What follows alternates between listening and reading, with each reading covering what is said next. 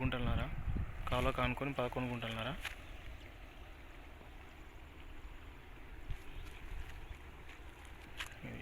జామ చెట్టు కాడ మీదికి 12 గుంటలు. 4 మూలల బిట్టు కొద్దిగా ఈశాన్యం పెరిగి ఉంటుంది.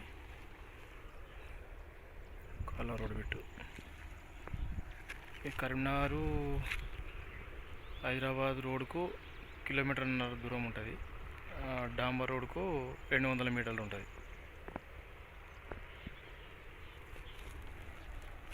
తూర్పేస్ మొత్తం 23 గుంటలన్నర.